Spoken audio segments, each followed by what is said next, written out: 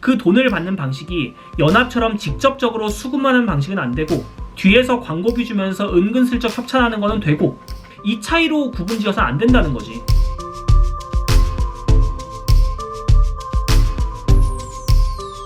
자, 여러분 안녕하세요. B급 기자입니다. 최근 언론계에 진짜 큰 이슈가 있었습니다. 바로 국가기관 통신사인 연합뉴스가 네이버와 카카오 양대 포털에서 퇴출된 거예요. 말 그대로 방빼게 된 거지.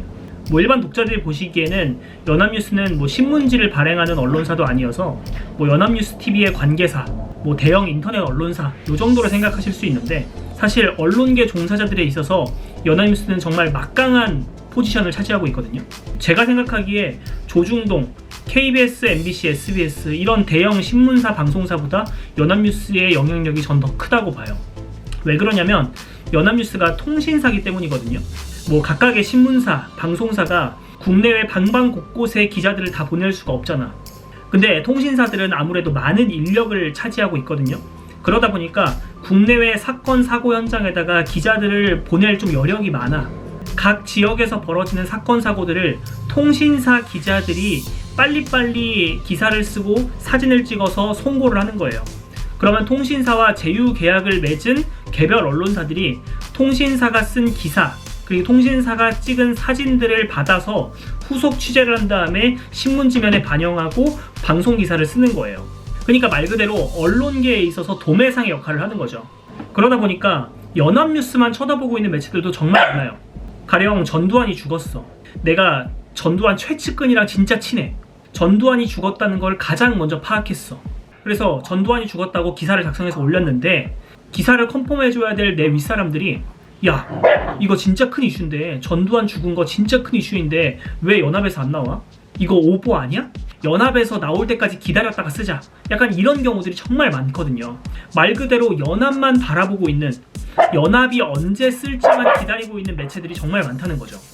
이거를 다시 말하면 연합이 어떻게 기사를 써서 송고하느냐에 따라서 해당 이슈에 대한 방향성이 정해지는 경우도 진짜 많아요.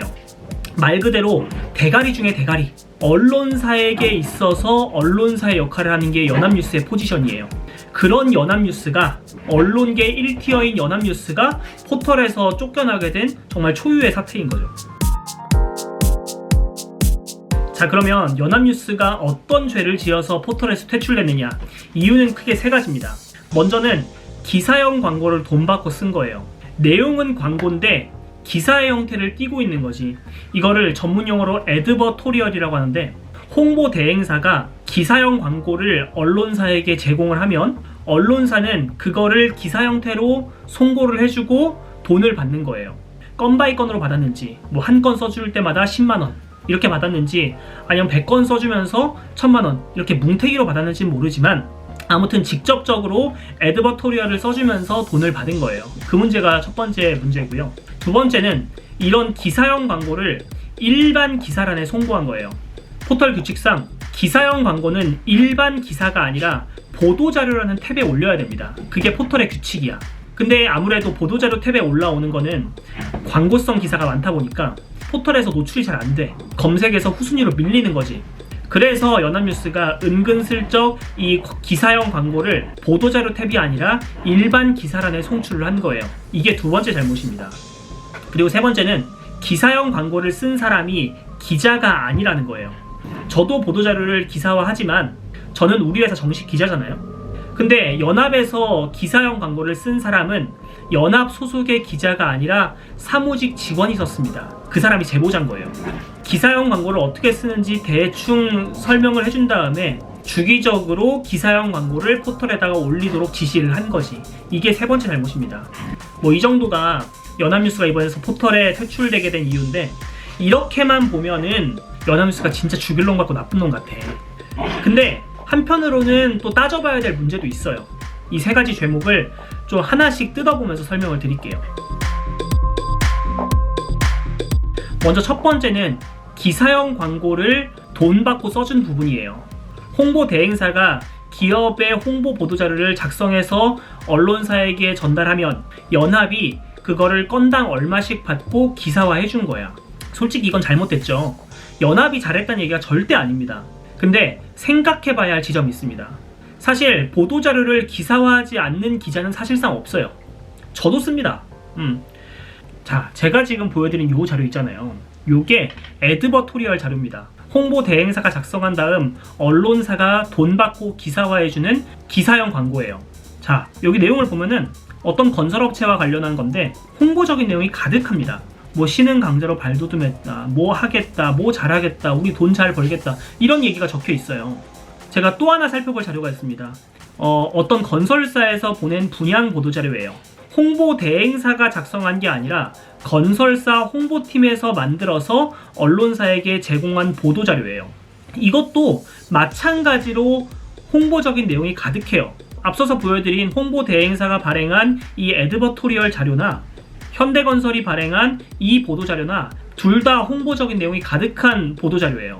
자료를 보낸 주체가 홍보 대행사냐 건설사 홍보팀이냐가 다를 뿐 둘 다 내용을 따져봤을 때는 홍보적인 내용이 가득하다는 거예요.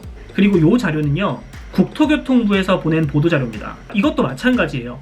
보낸 주체가 국토교통부, 정부일 뿐이지 장관이 뭐 했다, 앞으로 어떻게 할 거다, 우리 잘하고 있다, 뭐 이런 내용이 적혀 있어요. 근본적으로 보도자료는 홍보적인 내용이 가득할 수밖에 없어요. 여러분들이 기업 담당자인데 언론사에 부탁해서 기사를 내고 싶어. 안 좋은 내용으로 보내고 싶겠어요? 좋은 내용이 보내고 싶겠어요? 당연히 홍보하고 싶은 내용을 보낼 거란 말이야. 홍보 대행사가 보내준 거는 기사화하면 안 되고 건설 홍보팀, 정부 부처가 보낸 보도자료는 기사화해도 되는 거냐는 거죠. 그러면 이렇게 답을 하겠지. 이번에 문제가 된 연합뉴스는 건당 얼마를 받고 기사화해준 게 문제 아니냐, 이렇게 물어볼 수 있겠죠. 근데 사실 따져봐야 될 게 있습니다. 기업이 언론사에게 협찬과 광고를 하잖아요. 신문지 1면에 들어가는 광고는 얼마, 그리고 메인 시간대 15초 광고하는 방송에 들어가는 광고는 얼마, 이런 식으로 단가가 책정되고 광고비와 협찬비를 집행한다고. 근데 그 기업들이 단순히 신문 지면에 우리가 뭐라고 실릴까, 혹은 광고 15초 구매하려고 수백만원, 수천만원의 협찬과 광고를 하겠습니까? 아니에요. 그런 단순한 논리가 아닙니다. 기업이나 뭐 정부 부처, 공공기관, 이런 다양한 광고주들이 언론사에게 협찬과 광고를 집행하면서 언론사와 좋은 관계를 유지하고, 좋은 관계를 유지하다가 가끔 보도자료 보내면은 언론사에서는 또 그걸 써주고, 이런 취지에서 광고비와 협찬비를 집행하는 거예요. 언론사도 사람이 일하는 조직인데 광고주, 그게 정부가 됐든 기업이 됐든 광고주가 광고비 주고, 기자님 우리 이번에 보도자료 이거 나왔는데 한번 처리 좀만 부탁드립니다, 이런 식으로 부탁하면은 언론사가 안 들어줄 수 있겠냐는 거죠. 보도자료 처리해주는데 건당 얼마, 뭐 10건 써주는데 얼마, 이런 식으로 책정해놓지 않았을 뿐이지 어떻게 보면 광고 협찬 비용에 보도자료를 처리해주는 비용도 포함이 돼 있을 수도 있다는 거야. 당연히 연합처럼 건당 얼마, 뭐 100건 써주는데 얼마, 이런 식으로 대놓고 받는 건 안 되고, 광고 협찬 명목으로 돈 지출한 다음에 보도자료 은근슬쩍 보내고 기자님 보도자료 좀 처리 부탁드립니다, 이런 식으로 넌지시 부탁해서 처리해주는 건 되냐는 거죠. 홍보 대행사에서 만든 에드버토리얼 자료나 건설사가 보내는 분양 보도자료나 국토교통부에서 보내는 뭐 정부 보도자료나 매한가지야. 홍보적인 내용이 들어가는 건 매한가지예요.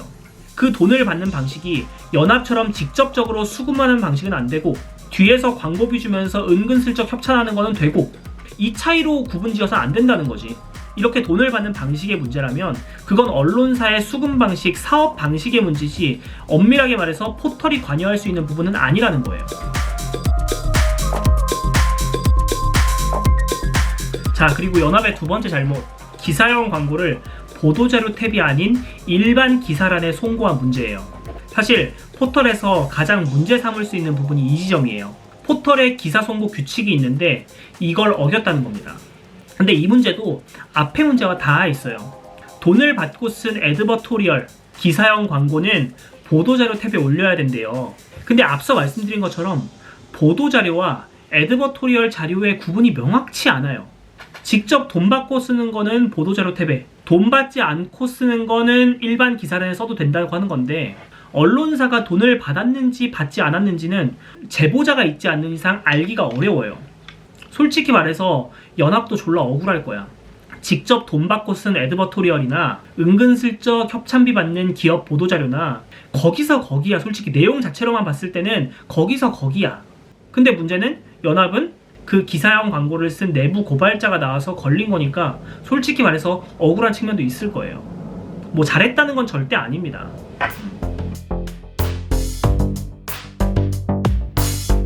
그리고 세 번째, 기사형 광고를 쓴 사람이 기자가 아니라는 거. 근데 솔직히 이 부분도 좀 따져봐야 되는데요.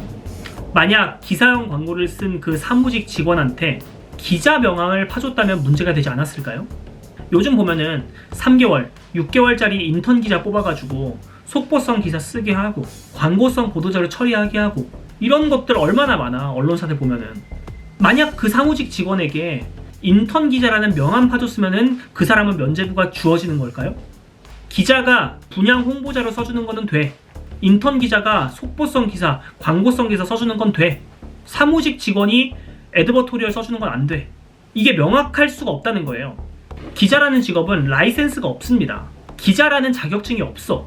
메이저 언론이든 마이너 언론이든 1년의 채용 프로세스를 거쳐서 채용이 확정된 사람한테 기자 명함 파주면서 너 기자야 라고 불러주는 게 사실 그게 다야. 교사는 법적인 자격증이 있어요. 교원 자격증이 없는 사람이 학교에서 교사 행위를 하면은 그건 범법 행위예요. 세무사, 변호사 이런 것도 마찬가지죠. 근데 기자라는 직업은 뭐 자격증도 없는데 정식 기자는 보도자료 써도 되고 사무직 직원은 에드버토리얼 쓰면 안 되고 이것도 애매하다는 거지. 어차피 자격증이 없는 건 피차 일반인데. 물론 도의적으로 잘못되긴 했죠. 기사는 기자가 쓴다라는 사회적인 규범이 있는데 그걸 국가기관 통신사인 연합뉴스가 깨버렸다는 거는 사회적인 실망감을 안겨줬을 거예요. 물론 잘못한 거지. 다만 이런 도의적인 문제로 포털에서 징계를 하는 부분이 맞냐는 질문을 할 수 있다는 거지. 이 연합뉴스의 죄상 3가지를 하나하나씩 따져보다 보면은 정말 따져볼 만한 문제가 정말 많습니다. 기자도 자격증이 필요하느냐? 광고 협찬 비용과 기사형 광고는 어떻게 구분해야 하는가? 그리고 돈 받고 써주는 게 안 된다면 언론사의 수익 구조는 어때야 되는가? 그리고 광고 협찬이 아니라면 순수 후원에만 의존해야 되는가? 순수 후원에만 의존하다 보면은 후원자들의 성향에 맞는 기사만 나올 텐데? 이런 저널리즘 측면에서 따져볼 만한 문제들이 정말 많아요. 이번에 징계를 내린 포털도 언론사도 시민단체도 어느 누구도 속단할 수 있는 문제는 아니라는 거죠.